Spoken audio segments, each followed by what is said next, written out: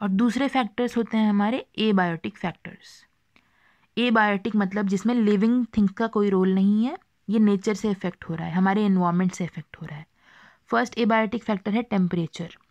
Grains should be stored at low temperature so that enzymes and microbes remain inactive. आपने पढ़ा था जो bread mould लगता है वो कैसे होता है, वो मॉइस्चर और हाई टेम्परेचर में, गर्मी में उगता है। तो अगर हम ग्रेन्स को लो टेम्परेचर पे स्टोर करेंगे तो जो माइक्रोब्स उगते हैं हाई टेम्परेचर पे वो नहीं ग्रो कर पाएंगे।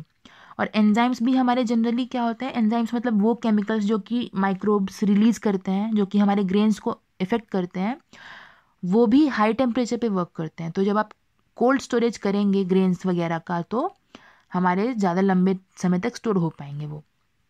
सेकेंड पॉइंट था moisture. Moisture content of grain should be less than 14% by wait for safe storage. अच्छा, लेस देन 14% बाई वेट का मतलब ये है कि अगर आपके 100 ग्राम आपका सपोज गेहूं स्टोर किया जा रहा है तो उसको इतना ड्राई कर दिया जाए कि उस पूरे वीट में, उस पूरे गेहूं के दानों में सिर्फ 14 ग्राम वाटर रहे। उससे ज़्यादा अगर रहा तो मॉइस्चर कंटेंट ज़्यादा हो जाएगा और हमारे ग्रेन्स के खराब होने की, सड़ने के, इन्फेक्ट होने के चांसेस बढ़ जाएंगे। तो अगर हाई मॉइस्चर होगा तो high rate of infection by microbes, rapid increase in insect population. मतलब जितना ज़्यादा मॉइस्चर उतना ज़्यादा इफेक्ट हो सकता है हमारा ग्रेन। सेकेंड है, अगर हाई मॉइस्चर होगा तो seeds lose germination capacity. Seeds पे इफेक्ट पड़ेगा और वो जल्दी से सड़ने लगेंगे और वो फिर जर्मिनेट नहीं हो पाएंगे अगर मॉइस्चर ज़्यादा हो गया। इसलिए क्या करते हैं, grains are properly dried in sun before storage. जी, तो हमने छतों पे भी हम अपने अक्सर गेहूं वगैरह सुखाते हैं। वो इसीलिए होता है कि जब अच्छे से ड्राई हो जाए हमारा ग्रेन तो उसके इन्फेक्ट होने के चांसेस कम हो जाते हैं। कुछ और प्रिवेंटिव मेजर्स हैं जिनसे कि हम बायोटिक और एबायोटिक फैक्टर्स से बचा सकते हैं अपने ग्रेन्स को। फर्स्ट है hygiene maintenance in godowns, warehouses and stores.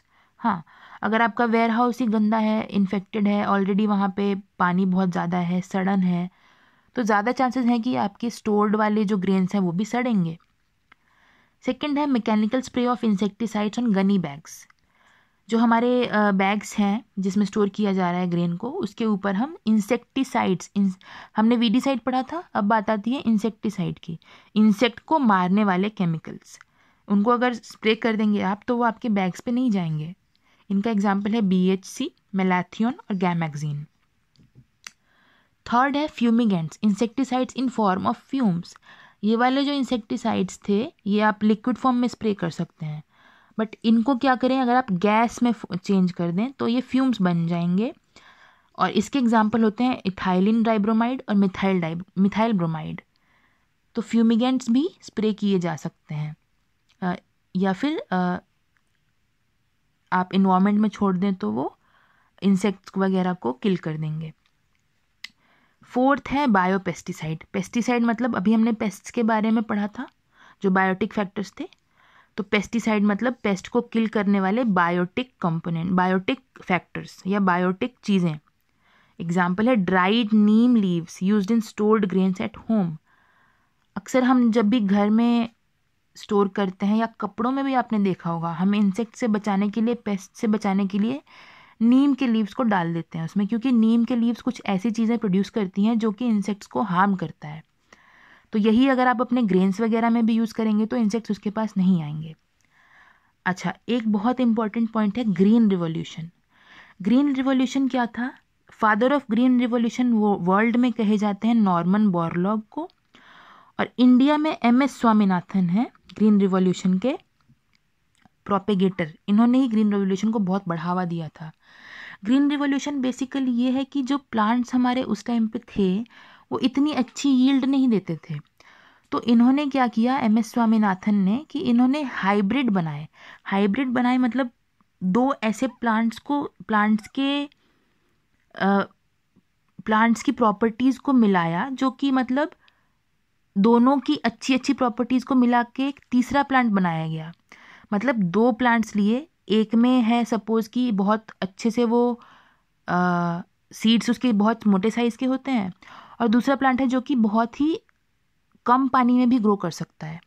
तो इन दोनों के अंदर की प्रॉपर्टी को यूज़ करके या डीएनए को यूज़ करके ऐसा प्लांट बनाया गया जो कि ये दोनों प्रॉपर्टीज़ रखता हो, कि मतलब वो जो तीसरा प्लांट है वो ऐसा बना है कि वो सीड्स भी बड़े देगा और वो कंपनी में भी ग्रो कर जाएगा। तो इस चीज़ को कहा जाता था हाइब्रिडाइजेशन, दो चीज़ों को मिला के एक हाइब्रिड बनाना। तो ये काम बहुत बहुत इम्पॉर्टेंट था इंडिया के लिए, क्योंकि उस टाइम पे पॉपुलेशन बहुत बढ़ रही थी और बहुत ज़्यादा ज़रूरी था कि हमारा क्रॉप यील्ड बढ़े। तो इसने पूरा रिवॉल्यूशनाइज कर दिया प्लांट प्रोडक्शन को, और उस चीज़ को कहा गया ग्रीन रिवॉल्यूशन। ये 1980s के अराउंड हुआ था। सो ये बहुत इम्पॉर्टेंट बात थी। तो आज के लिए हम यहीं पे ख़त्म करते हैं। Keep washing your hands, keep studying and stay safe. Thank you.